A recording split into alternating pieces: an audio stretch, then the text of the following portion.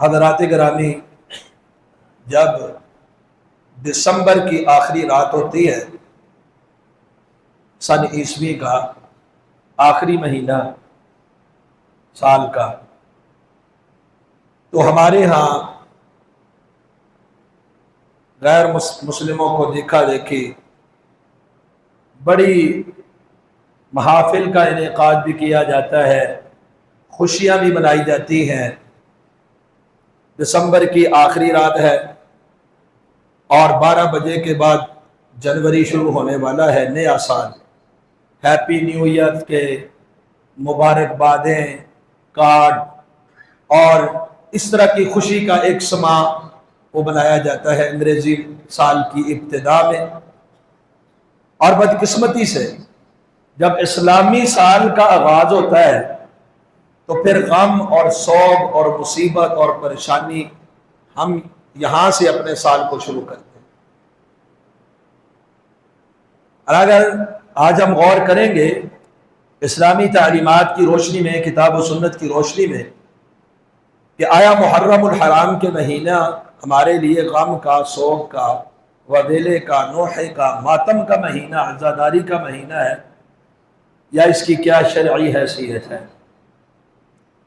پہلی بات تو یہ ذہن نشین کر لیں کہ یہ مہینوں میں ایک فضیلت والا مہینہ ہے۔ اس کی فضیلت ایک یہ ہے کہ یہ حرمت والا مہینہ ہے۔ اسلامی سال کی ابتدا محرم سے ہوتی ہے، سال کا پہلا مہینہ، اور دوسرا یہ حرمت والے مہینوں میں سے بھی ایک مہینہ ہے۔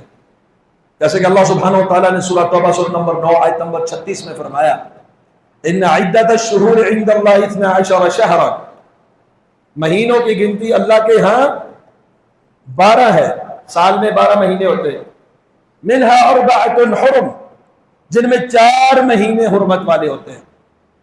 اور اس کی تفصیل جامع صحیح البخاری میں سیدنا ابو بکرہ رضی اللہ عنہ روایت کرتے ہیں، رسول اللہ صلی اللہ علیہ وسلم نے بیان فرمائی ہے کہ زمانہ گم گما کے پھر پھرا کے اپنی اصل کیفیت اور حالت میں آ گیا اس وقت جب اللہ نے زمین و آسمان کو پیدا کیا تھا، جیسا تھا ویسا ہو کے آ گیا۔ اور فرمایا السنۃ 12 شہرا، سال 13 14 یا 9 8 کا نہیں بلکہ 12 مہینوں کا ہوتا ہے، اور اس میں 4 حرمت والے ہیں۔ جو 4 حرمت والے ہیں، ثلاث متوالیات، 3 پے در پے ہیں۔ کون کون سے؟ ذوالقعد، ذوالحج اور تیسرا محرم، جو اسلامی سال کی ابتدا، اور چوتھا رجب۔ یہ 4 حرمت والے ہیں۔ ایسا نہیں ہے کہ محرم کی حرمت ذوالحج سے زیادہ ہے یا ذوالقعد سے زیادہ ہے یا رجب سے زیادہ ہے، چاروں کے چاروں حرمت والے۔ اور ایسا بھی نہیں ہے کہ محرم کا صرف پہلا عشرہ حرمت والا ہے اور باقی پورا محرم نہیں، سارے کا سارا مہینہ پورا تینوں عشرے حرمت والے، اور اس کے ساتھ 3 مہینے اور بھی حرمت والے۔ دوسرا، نبی کریم صلی اللہ علیہ وسلم نے فرمایا جامع صحیح مسلم میں حدیث نمبر 1163، اول الصیام بعد رمضان شہر اللہ المحرم، تشریفاً محرم کی نسبت اللہ کی طرف کی، جیسے صالح علیہ السلام کی اٹھوی ناقۃ اللہ، جیسے بیت اللہ اللہ کا گھر، جیسے مسجد کو بھی بیت اللہ کا گھر کہا جاتا ہے، اس کی تشریفاً نسبت ہے، ساری چیزیں اللہ کے لیے ہیں، اللہ کی ہیں۔ تو اسی طرح محرم کی نسبت تشریفاً اللہ سبحانہ و تعالیٰ کی طرف کی ہے رسول اللہ صلی اللہ علیہ وسلم نے، کہ شہر اللہ، اللہ کے مہینے محرم کے روزے رمضان کے بعد افضل ترین روزے،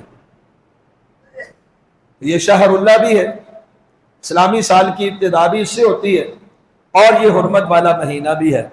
اور اس میں ایک دن ایسا ہے، تاریخی دن ہے، جو 10 محرم کا عاشورہ، 10 محرم کا دن، اس میں رسول اللہ صلی اللہ علیہ وسلم نے جو ہمیں تعلیم دیا عاشورہ کے حوالے سے، وہ یہ ہے کہ آپ نے روزہ رکھنا ہے۔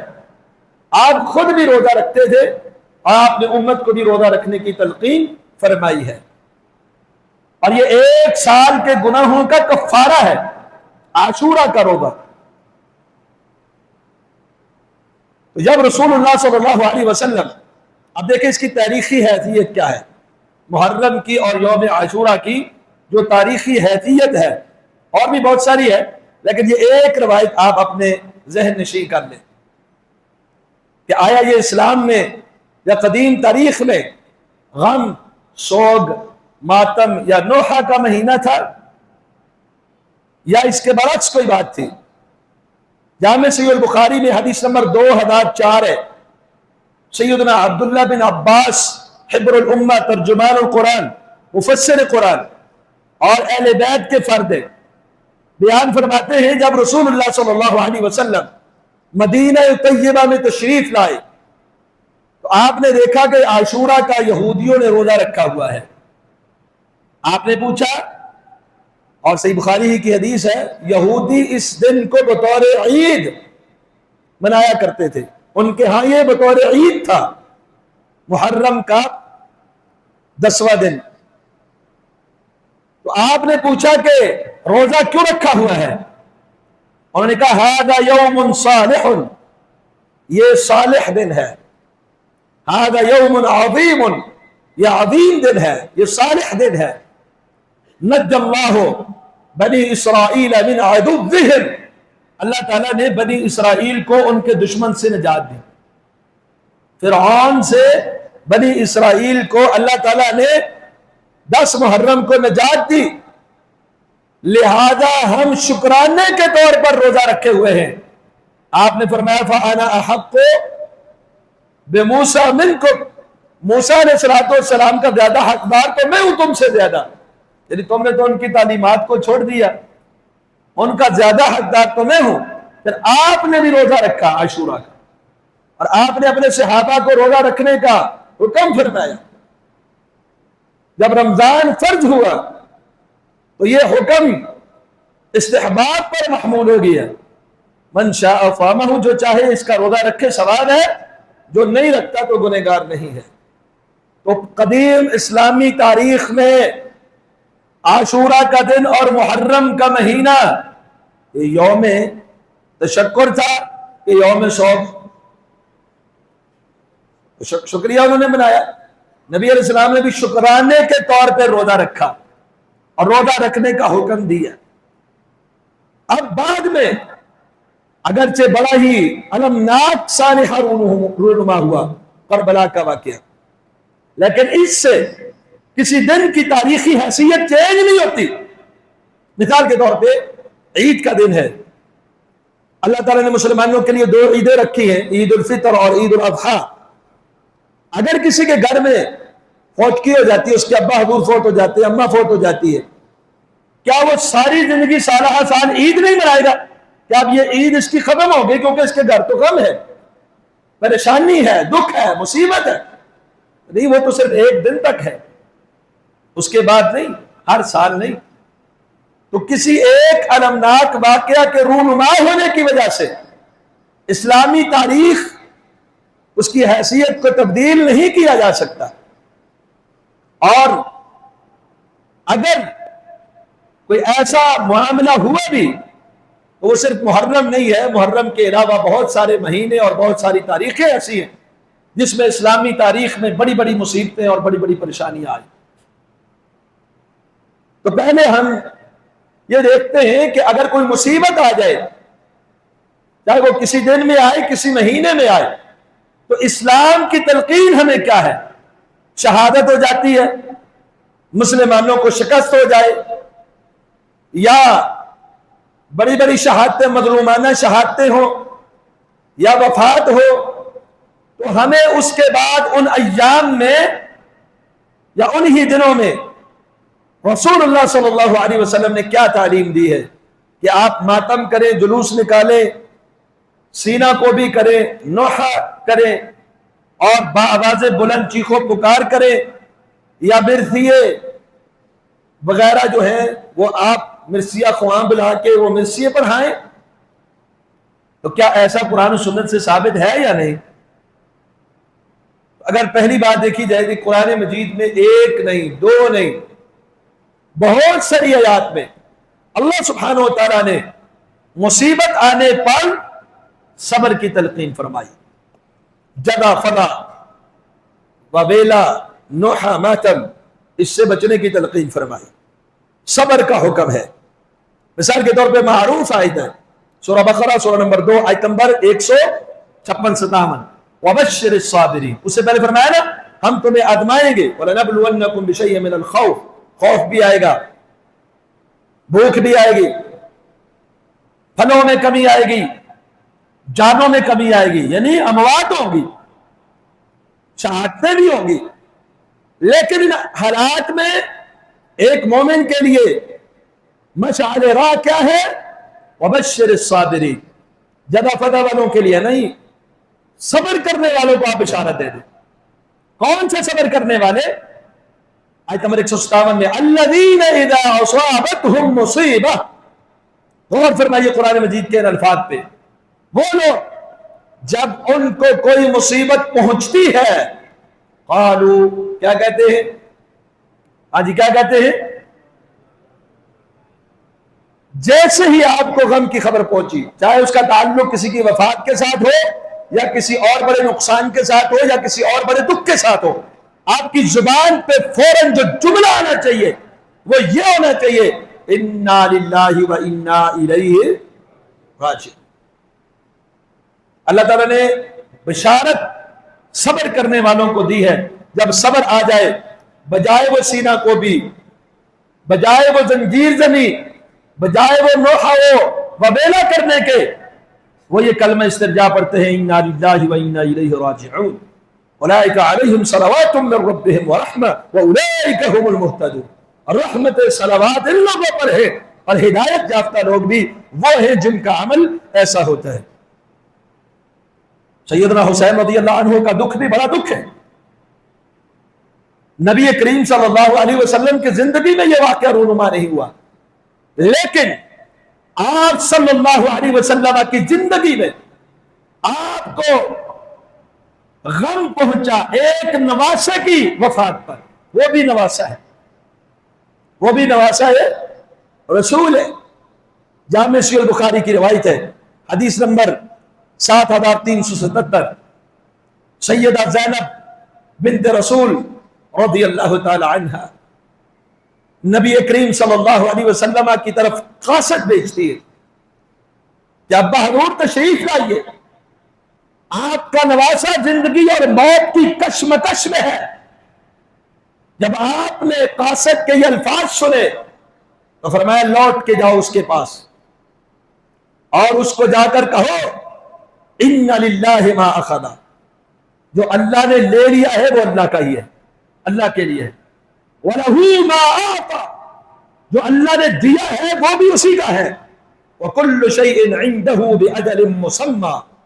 آپ نے کسی بے صبری کا مظاہرہ نہیں کیا، آپ اپنی بیٹی کو جو اس موقع پر تلقین فرما رہے ہیں کہ لوٹ جاؤ اور اس بیٹی میری کو یہ حکم دو کہ جو اللہ نے دیا وہ بھی اسی کا، جو لیا وہ بھی اسی کا، اور ہر چیز کا ایک مقرر وقت ہے اس کے ہاں، اب اسے کیا کرنا ہے؟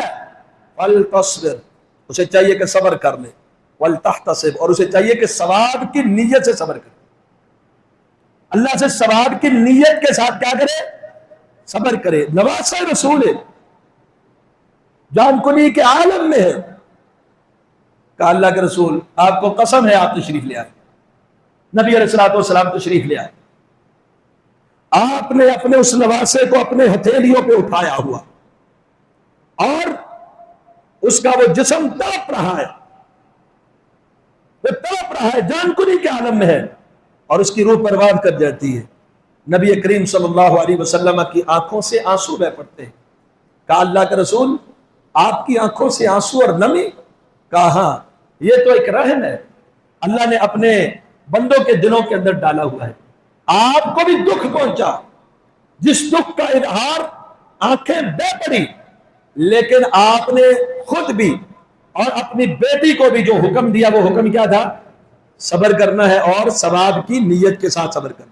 یہاں بھی نواسہ رسول فوت ہوتے ہیں، اگرچہ وہ واقعہ بڑا ہے کہ وہاں شہادت ہوتی ہے، لیکن یہ آپ کی زندگی میں ہے، آپ کے اہل بیت کے اندر وفات ہوتی ہے، لیکن کوئی جگہ فضا ببیلا ماتم جلوس تازیہ کالا لباس کچھ بھی نہیں ہے، ایک ہی چیز ہے، وہ کون سی؟ صبر کرنا.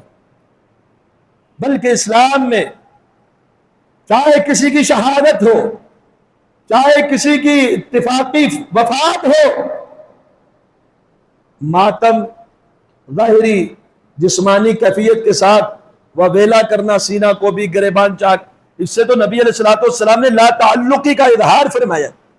جامع صحیح البخاری میں حدیث نمبر 1294 نبی کریم صلی اللہ علیہ وسلم فرماتے ہیں لیس منا، وہ ہم میں سے نہیں ہے. لیس منا، ہم میں سے نہیں. کیا مطلب؟ محدثین نے، شارحین حدیث نے اس کے کئی مفہوم بیان کیے. ایک یہ ہے کہ وہ ہم میں سے نہیں، لیس علی دیننا، یہ ہمارے دین پر نہیں، کیونکہ ہمارے دین میں یہ معاملہ ہے ہی نہیں. لیس علی طریقتنا، ہمارے طریقے اور سنت اور منہج کے اوپر یہ بندہ نہیں ہے، کیونکہ یہ ہمارا طریقہ ہی نہیں. لیس منا، وہ ہم میں سے نہیں ہے. جیسے ہم ہے، جیسے ہمارا طریقہ ہے، ایسا یہ بندہ نہیں ہے. کون سا؟ فرمایا من لطم الحدود، اپنے چہرے کو پیٹنے والا. مصیبت آئے، دکھ آئے، وفات کی خبر ملے، شہادت کی خبر ملے، کچھ بھی ہو، اپنے یہ ہاتھوں سے اپنے رخساروں کو پیٹنے والا، وویلا کرنے والا، ایسا فرمایا لیس منا، وہ ہم میں سے نہیں. وشق الجیوب، جو اپنا گریبان چاک کرے، اپنا سینہ کو بھی کرے. ودعا بدعوى الجاہلیہ، اور جاہلیت کی پکار پکارے، مرثیے، نوحہ اور اس طرح کے بے صبری کے الفاظ اپنی زبان سے بآواز بلند نکالے، تو فرمایا لیس منا، اس کا ہمارے ساتھ کوئی تعلق نہیں ہے. جامع صحیح البخاری ہی کی حدیث نمبر 1296 ہے. ابو موسیٰ اشعری رضی اللہ تعالی عنہ بے ہوش ہو جاتے ہیں، بار بار غشی طاری ہوتی ہے، اور ان کا سر ان کی اہلیہ کی گود میں رکھا ہوا ہے. تو ظاہر اہلیہ نے اونچا اونچا رونا شروع کر دیا، حالانکہ ایسا ماتم کی طرح وبیلا نہیں، نوحہ نہیں، اونچا اونچا چیخو پکار اور رونا شروع کر دیا. جب رونا شروع کیا تو ان کو جیسے ہی ہوش آیا، یہ تھے وہ لوگ، یہ تھے وہ صحابہ کرام کہ طبیعت اتنی خراب ہے، بے ہوشی طاری ہو رہی ہے، لیکن اللہ کے احکامات کی پابندی ہے، رسول اللہ صلی اللہ علیہ وسلم کی سنن کے اوپر مضبوطی کے ساتھ جمے ہوئے ہیں. ہوش آتا ہے، بجائے اپنی پرواہ کے، بجائے اپنی طبیعت کی پرواہ کے، بجائے کسی اور چیز کے طلب کے، ابو موسیٰ اشعری فرماتے ہیں انا بریء من ہو، میں اس شخص سے بری ہوں جس سے میرے پیغمبر صلی اللہ علیہ وسلم بری تھے، برات کا اعلان کرتے تھے. کون سے شخص تھے؟ آج تو ہم برادریوں اور خاندانوں کی باتوں سے اور تان تشنیع سے ڈر کر ہم ہر وہ کام کرنا شروع کر دیتے ہیں جس سے سنت کی مخالفت ہوتی ہو. اور یہ بیوی نے ان کے سر کو اپنی گود میں لیا ہوا، اونچی آواز سے چیخ رہی ہے، تو پہلے الفاظ نکالتے ہیں ہوش میں آنے کے بعد کہ میں اس سے بری ہوں، برات کا اعلان کرتا ہوں جس سے میرے آقا بری تھے. برئا من السالقہ والحالقہ والشاقہ، جب مصیبت و پریشانی آ جائے، جو عورت چیخو پکار کرے، اونچی آواز سے وویلا کرے، نوحہ ماتم اور بین کرے، اپنے سر کو مونڈ دے، اپنے گریبان کو چاک کرے، نبی علیہ السلام ان سے بری تھے، میں بھی ان سے بری. تو مصیبت کے وقت وویلا کرنا، نوحہ میں ماتم بین کرنا، گریبان چاک کرنا، بال منڈوانا، اس سے رسول اللہ صلی اللہ علیہ وسلم کیا تھے؟ لا تعلق اور بیزار.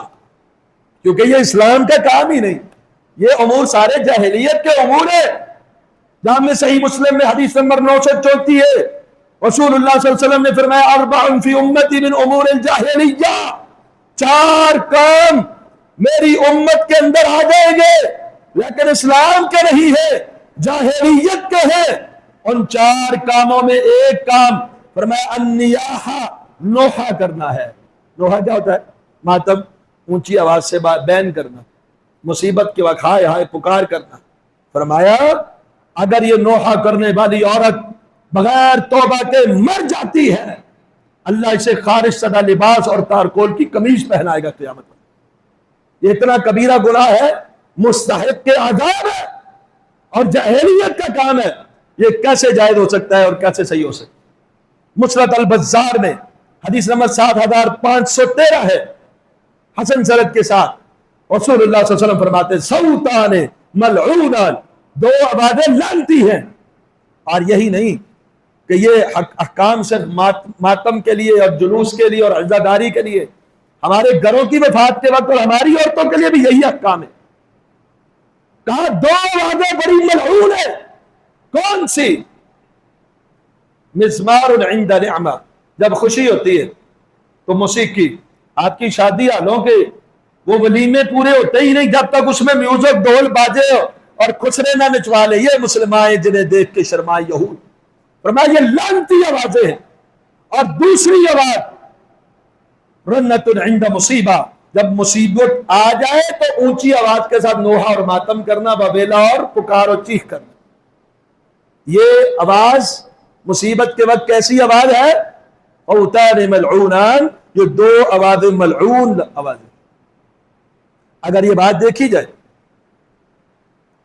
کہ شہادت ہوئی ہے تو سیدنا حسین رضی اللہ عنہ کی شہادت واقعہ اگرچہ بڑا کربناک ہے، دکھ ہر مسلمان کو اس واقعے کا، لیکن ہوئی کب ہے؟ کربلا میں 10 محرم کو۔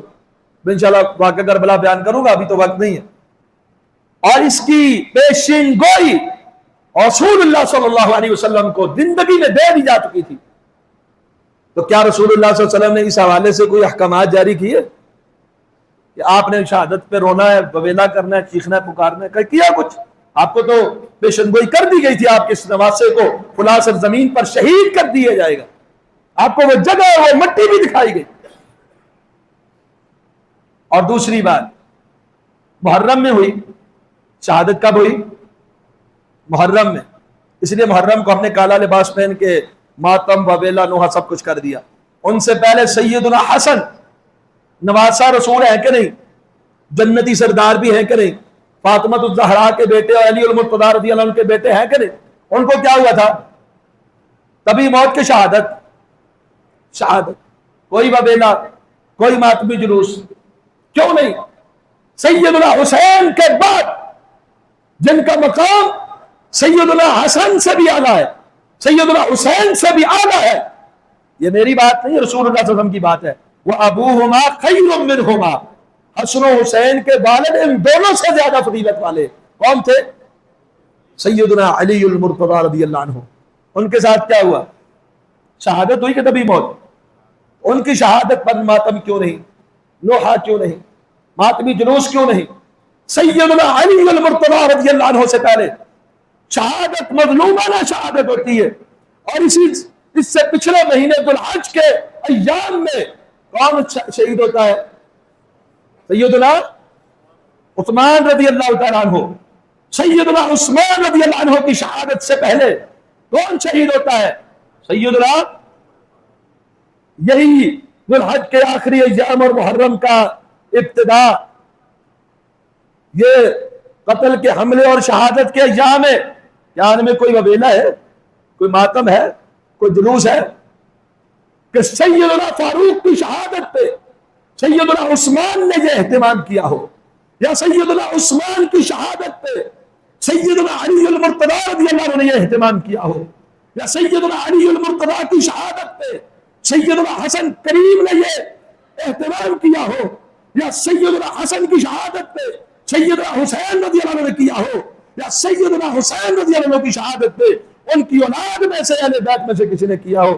ایسا کوئی ثبوت کتاب و سنت اور تاریخ اور سیرت کی کتابوں سے ملتا تو پھر یہ کہاں سے آ گیا؟ یہ تو رسول اللہ صلی اللہ علیہ وسلم کی واضح تعلیمات۔ رسول اللہ کی وفات بھی بڑا المناک تھا صحابہ کے لیے حادثہ۔ سیدنا ابو بکر صدیق بھی دنیا سے رخصت ہوئے، فاروق بھی ہوئے، سید الشہداء امیر حمزہ، اہل بیت کی شہادت رسول اللہ صلی اللہ علیہ وسلم کی زندگی پاک میں ہوئی، لیکن کوئی ماتمی جلوس اور جلسہ آپ کو نظر نہیں آئے گا، اتنا سا بھی نہیں آئے گا۔ جتنے بھی دلائل ادھر ادھر کے توڑ موڑ کے پیش کیے جاتے ہیں ان سے کوئی اس طرح کی بات ثابت نہیں ہوتی۔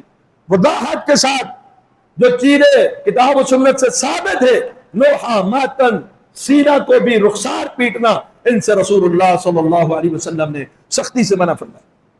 جامع صحیح مسلم ہے، حدیث نمبر 922 ہے، جب ابو سلمہ فوت ہوئے، سیدہ ام سلمہ رضی اللہ تعالی عنہ فرماتی ہے پردیسی تھا، غریب الدیار تھا، اور وہی اسی غربت اور اجنبیت میں فوت ہو گیا، اس پر ایسا روؤں گی، ایسا روؤں گی، ایسا ماتم کروں گی کہ میرے ماتم کی لوگ مثالیں دیں گے۔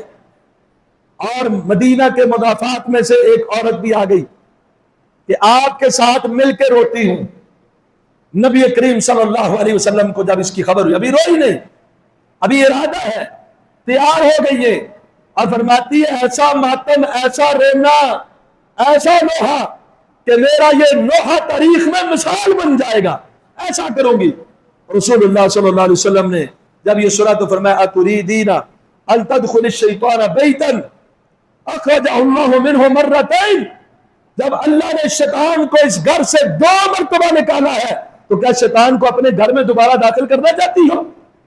یعنی نوخہ کرنے سے گھر میں کیا داخل ہوگا؟ کیوں؟ یہ شیطانی عمل ہے۔ پہلے ابو سلمہ مسلمان ہوئے، شیطان گھر سے نکلا، ابو سلمہ نے ہجرت کی، شیطان گھر سے نکلا، نہ ہجرت کے آنے آیا نہ اسلام کے آنے آیا، اب نوحہ کر کے دوبارہ شیطان کو گھر میں لا رہی ہو۔ پھر وہ رک گئی، اس کے بعد وہ نہیں روئی۔